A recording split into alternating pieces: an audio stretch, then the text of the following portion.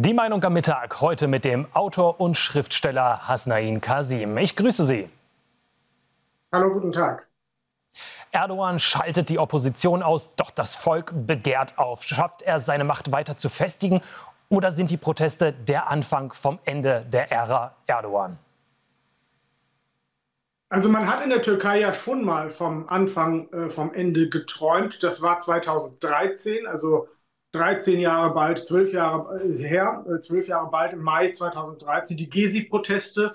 Damals begehrten Hunderttausende Menschen, wenn nicht Millionen, auf gegen Erdogan. Erdogan hat damals die Proteste niedergeschlagen. Es begann als Umweltprotest, wurde dann ein Protest gegen das autoritäre Auftreten und Herrschen Erdogans. Erdogan hat das niedergeschlagen mit Polizeigewalt, mit Pfefferspray, Gas, Tränengas.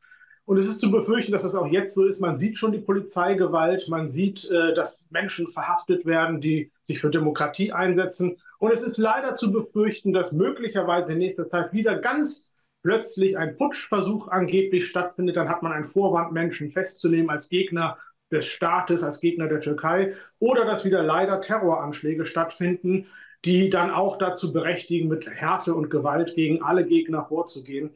Also all diese Dinge sind zu befürchten und es ist völlig unklar, ob Erdogan an der Macht bleiben wird oder ob die Proteste erfolgreich sein werden. Jetzt waren die Wahlen in der Türkei, wenn auch nicht fair, zumindest frei. Wird sich das jetzt grundlegend ändern? Auch damit ist nicht zu rechnen. Man sieht ja schon, dass der stärkste Herausforderer Erdogans, Ekrem İmamoğlu, der Oberbürgermeister von Istanbul, dass der im Gefängnis ist. Warum ist er im Gefängnis? Eben weil er eine Bedrohung darstellt. Dabei ist es eine völlig legitime demokratische Bedrohung, nämlich einfach ein Herausforderer. Den hat er ins Gefängnis werfen lassen. Erdogan hat das schon früher gemacht und es sitzen ja Hunderte Oppositionspolitiker, die in irgendeiner Form Stärke haben, die Gehör gefunden haben, im Gefängnis, teilweise seit Jahren, mit fadenscheinigen Vorwürfen, merkwürdigen Urteilen. Auch die Justiz ist auf Linie gebracht. Es ist keine freie Justiz.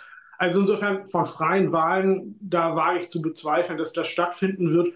Und hinzu kommt, dass in der Türkei Erdogan im Grunde genommen 24 Stunden, 7 Tage die Woche auf Kanal ist, in allen Sendern permanent nur er gebracht wird, seine Stimme zu hören. Es während die Opposition kaum Gehör findet. Auch das wird wieder der Fall sein. Also von Demokratie ist die Türkei nach wie vor seit bald 2 Jahrzehnten weit entfernt. Die Meinung am Mittag von Autor und Schriftsteller Hasnain Kasim. Vielen Dank. Danke auch.